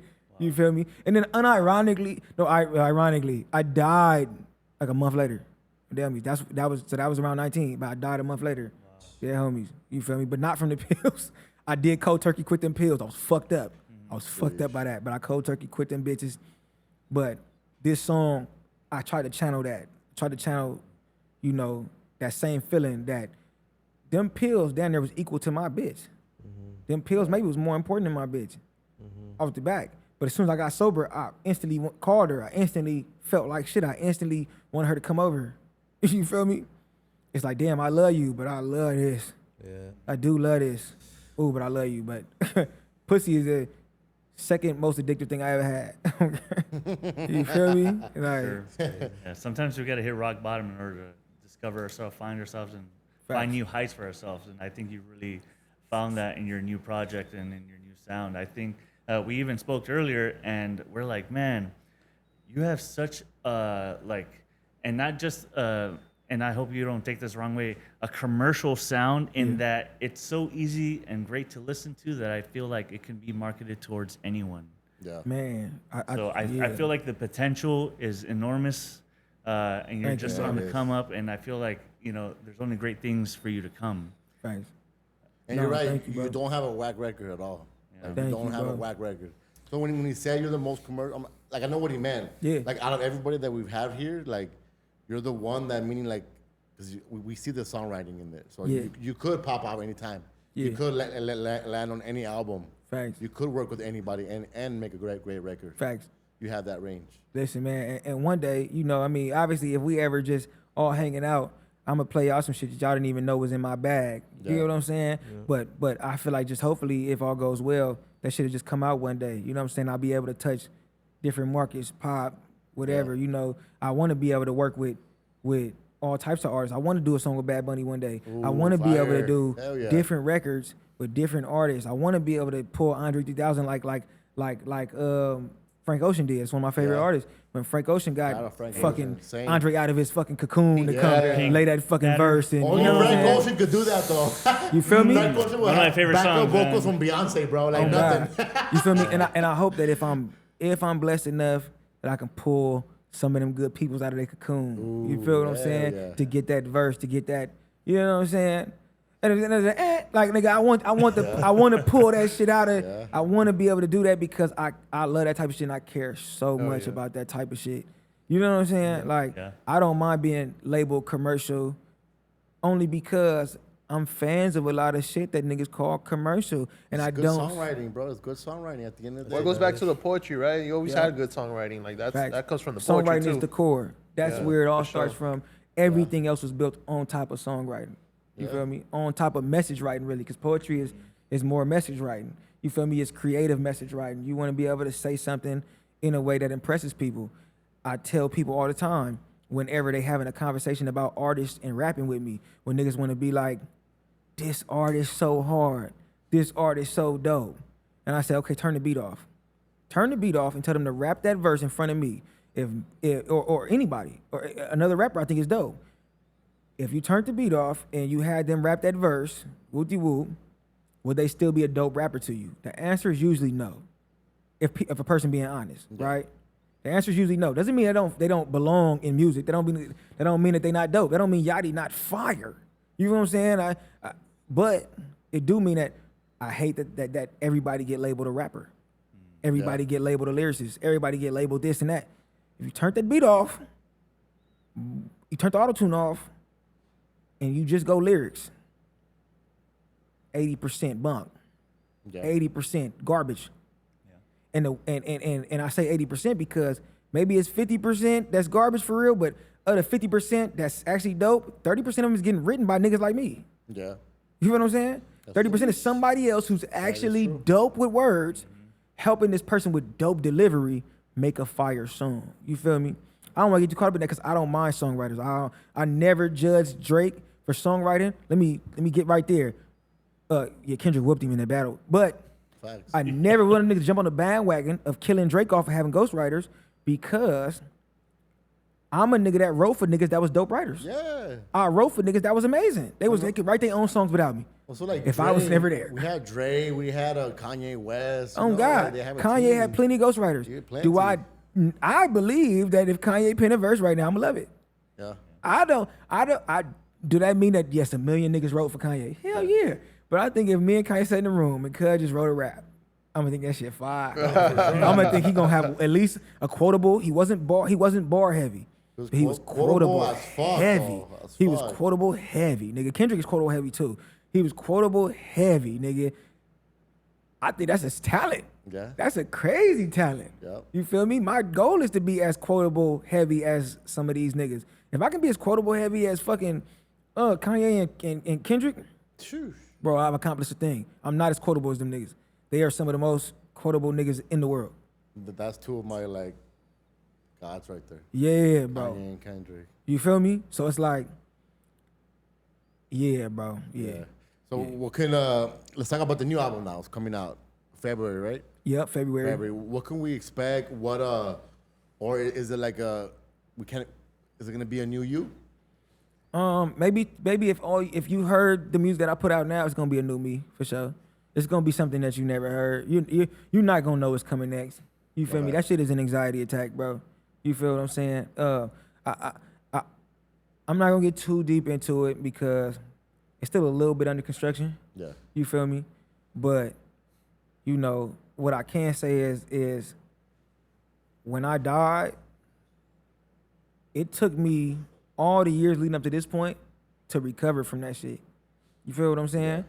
And I thought I recovered immediately, but I spent all these years trying to manage the trauma, trying to manage the results of literally losing my life. You hear what I'm saying? Yeah.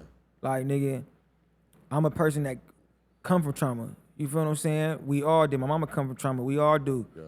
But the thing about it is, and I don't know how everybody move in life, but when you're a person like me, when trauma happens, you find your way to make it normal, right? Like I grew up Washington Ave and the Kellys, the house would get shot up consistently. No exaggeration. The police knew the house, knew every name in that house.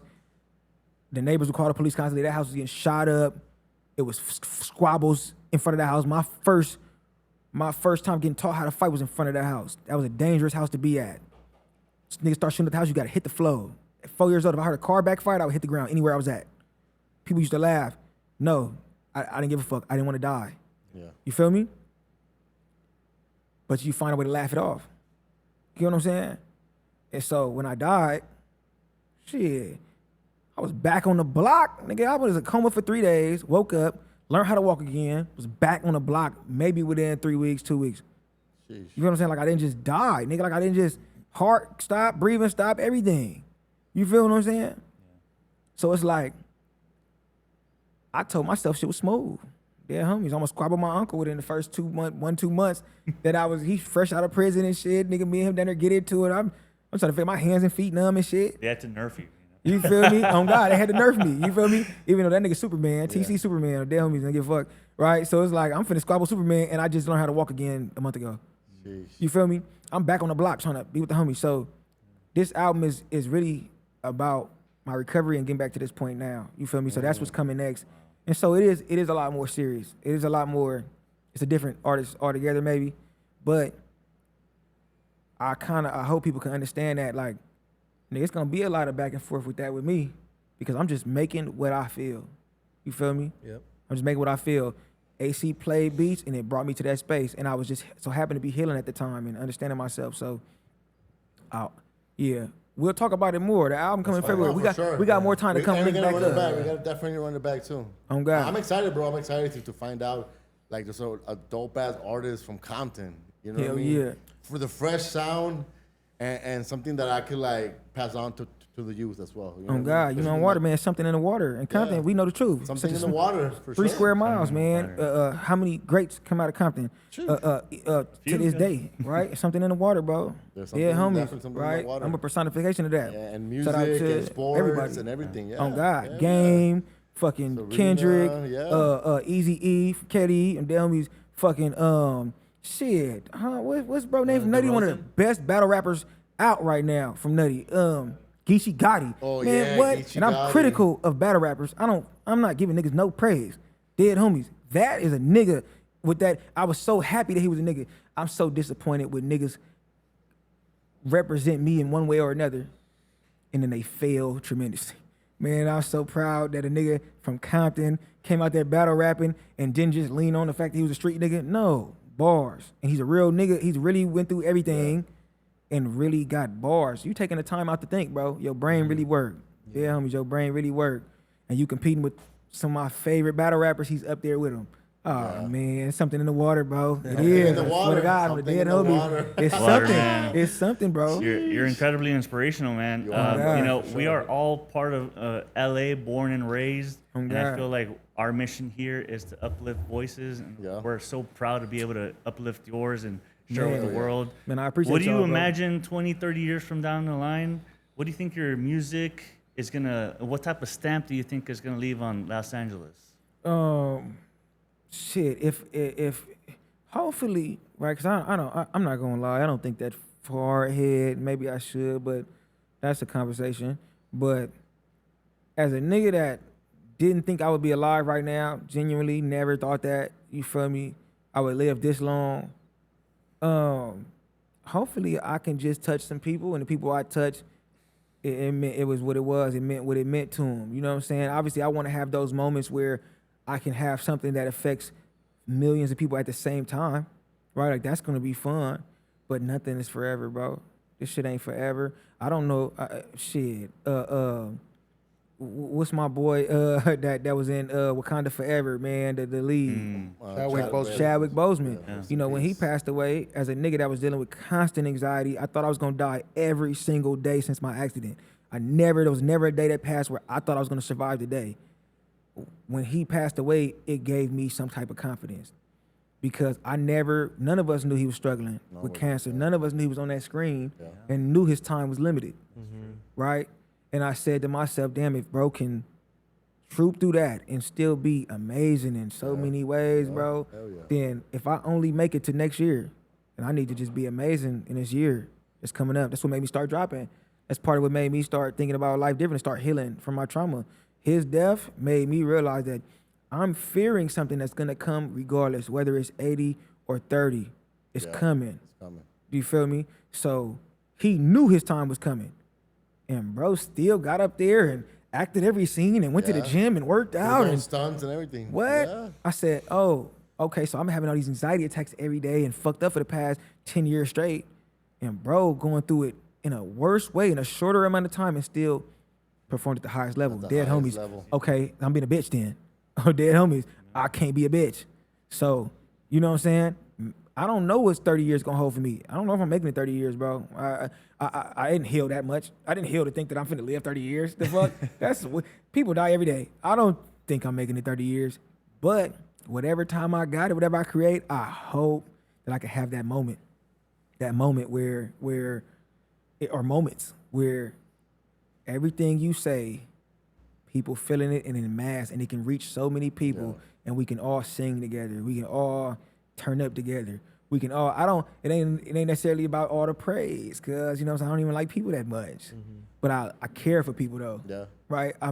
I can care for you and not even enjoy you. But also right? like music heals. So like Oh, your man. music will be healing generations to come. Bro, this album that's coming up, you feel me? This album that I just dropped, right? H3O, I play it for people. I've been getting the craziest, oh my God, you so turn reactions. I play the new album for people and they start telling me their life story immediately. Oh shit. That's fire. Immediately, I play 2-3 songs and they go, hey man, what was you when you talked about that? It made me think about this, and man, you know I went through this, or I went to the pen and did this, or man, you know I got shot and I felt like this because the way I'm approaching it, it's making people think, it's making people analyze themselves, and they're relating. But I never had that before. I've They're only sharing done their, 2 or 3 songs like that. testimonies. Yeah, it's sharing their testimony. testimony. Bro, I didn't talk about me dying in a song until 2 years ago when we started the project. You feel what I'm saying? I never talked about it. I talked about bitches, money, fucking. I always be creative. We can go back years. I always been creative, but I was talking about things that made people feel good, because feeling good was what got me through. Yeah. Trying to feel good was what got me through this life shit.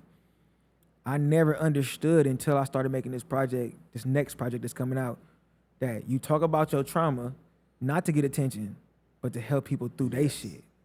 You feel To what I'm help the saying? next person. More, you're Yes. not alone. More people can relate to you than you think, and so you never know who you helping. You're right. By I put it this way: if a rapper got a little dick, he should rap about it. If you got a fucking tiny dick, nigga, rap about that shit. Shout out Lil Dicky. I swear to God, because there's a million niggas out here who never get to talk about it. They're lonely as fuck. They feel like nobody can relate to them. And you say the right lyric, they're adding to their playlist, bro, because this guy gets it. Dead homies. What I might be insecure about, my anxiety, my this, my that, somebody. Yep. I didn't realize how many people either. Some of the niggas I thought was the coolest, most confident, most straight up niggas was like, yeah, nah, yeah, hell yeah, because this happened to me, bro, or this was that. It's like, oh man, I never felt that before. I didn't understand. Damn, I got a new drive in this shit now. It's not the only drive. I still gonna make fun shit. I'm still gonna make, oh, I'm finna bust. I'm still finna go crazy. Yeah, for sure. But, ooh, I could talk about some shit I was thinking that I was scared to talk about, that I thought, not even scared, but I thought nobody would understand. It's gonna make me sound weak or corny or whatever. Oh, wait, oh, we all got anxiety. Other real niggas got anxiety. Yeah. Oh, shit, okay, Yeah. cool. I'm not gonna anxiety every song down, but I can No, I speak. think that's dope. You feel me? 'Cause for me, like my 20s thing, like Absol's early tapes, like that struggle rap, like helped me like go through life. Yeah, it's crazy, Remember, bro. Almost There, or Can Anybody Hear Me? Like, oh Yeah. man, shout out to Absol. One of those. No, I'm excited for the project, brother, and Hell damn, yeah. like this was one of the better interviews that we've had out here. Like just to see the passion. Oh that you yeah, have, absolutely. thank for you, your bro. story, your music, Vulnerability, and too. Yeah, Vulnerability. vulnerability, and I appreciate you being vulnerable and sharing that, because you know sometimes you have rappers that are too cool for school, and Yeah. like it's refreshing to see people that are still trying to like be vulnerable and let them know that men have feelings out here as well. On And God. it's not corny to let people know or express yourself. Hell yeah. No, and it's funny too. Not to correct you any type of way, But even like trying to be vulnerable is funny because it's like I'm naturally vulnerable, Yeah. and I have to try not to be. Like in the streets, I learned to not be Yeah. because when you overly vulnerable, people don't understand. They can take it as disrespect. Yeah. They can take it as cockiness, or Yeah. it's like, no, bruh, I don't naturally have them borders. You feel what I'm saying? So I have to try not to be as vulnerable, but being vulnerable because it's my natural instinct. Saying things that make niggas uncomfortable or niggas are scared to say is my natural instinct. Yeah. And I done had to sock plenty jaws because niggas didn't understand that what I was doing was not even trying. What I was doing was being open to you. So if you judge me, that's fine. I don't mind being judged, gang. That's cool. What the fuck? Because I'm going to judge you too. Yeah. But I'm not going to shun you because I'm judging you. Yeah. You feel what I'm saying? The homie asked me the other day, this nigga Bell. I don't even know if I'm supposed to be saying it, but Bell's like, hey, bro, you robbed the nigga, right? You robbed the nigga, right? You feel me? I'm like, what, cuz? What? I didn't understand the question. You robbed the nigga, right? I'm like, oh, no, I ain't never like, he like, yeah, walked up to the nigga, just took his shit, told him like, shut up, or whatever. I'm like, oh, no, I'm too empathetic for that, bro. Like, most I ever did was break into a house. You know what I'm saying? Not to say in terms of taking things, I'm not a taker, bro, and I hate bullying people. I hate the feeling of somebody else feeling belittled or down. So, face to face, like, I'll be with the homies. We walking down the street in Linwood. Niggas will see a person walking down the street. They got a gold chain on. Homie, money hunters walk up to him, snatch his shit off his neck, sock him out. Boom. Yeah. Grab the chain. It's like it's a move. You grab the chain and you sock at the same time. So you don't pull the chain. You just sock. Boom. The chain gonna come up because they gonna fly back. Yeah. You feel what I'm saying? I never participated. I just be with the homies. Run. Oh, we running. But I feel like shit. You know what I'm saying? Naturally, cause I'm not a nigga that want to see somebody else hurting and bad. Now, if you play with me, cause it's all bad, I lose all empathy for you. You play with me, empathy is gone. You hear what I'm saying? But answering the homie when he's saying that, it's like it's one of the moments where, oh, I don't have no problem saying, oh no, I never did that, gang. Why? He like, oh, I for sure did. Dead homies, right? On the gang, yeah. It what it is. Yeah. You feel me? Nigga, I don't mind you judging me and being like, damn, this nigga never robbed no money. And I don't mind judging you and be like, yeah, the homie lacking a little bit of empathy, but this my nigga though. This my brother. Dead homies. All my brothers lack empathy. Half the niggas I grew up in the set lack empathy. What? That's not a normal thing. Niggas notice that. Oh yeah, you called a homie AWOL when you got a question about life, or called a homie AWOL. He finna say some like off the wall, like thoughtful shit. Right? It's not the answer you always want. But I'ma tell you, yeah, that was wrong, cuz. You shouldn't have did that, cuz. Dead homies, oh whoopty whoop, you should have thought about that before you socked him. You feel me? Yeah. You should have, you cussed the homie out and told him he was a bitch ass nigga. Ooh, you should have gave him some grace, you know? You fucked up before too. Like, I'm that nigga. I'm gonna tell you, like, you know you did the same shit the homie did 10 years ago. Remember that? Yeah, you did the same shit. Yeah, bro, like, give a fuck. You know what I'm saying? We all gotta be ourselves. I'm naturally vulnerable, gang. Yeah. It's my natural go-to. refreshing. You feel me? And they take that as weakness. I'm gonna drop an elbow on his forehead. Boom! Or come across your chin. Let's go. Yeah, homies. Then we gonna find out. You know what I'm saying? yeah. Yeah, homies. But we for sure, we appreciate you, bro. Hell yeah. Pulling Appreciate up. you pulling up. Wish you nothing but the best. Hell yeah, thank you, Can't bro. wait for new music, I'm new excited. project. I'm really excited. Let's I'm run it excited back. for Let's run it all back, the, for sure. all the independent artists out here in LA. they- Absolutely. bro, the Bells, the Waters, Man, come on, the man. TFs, the Shout out Osby to TF. Chills. Like, bro, it's a lot of dope hip hop out here. Like, rap is alive in the West Coast. I know we only hear the trendy shit, but dog, if you look at the independent lane, dog, also you find all the gems right now. Man, look, man. Shout out to Bill, TF.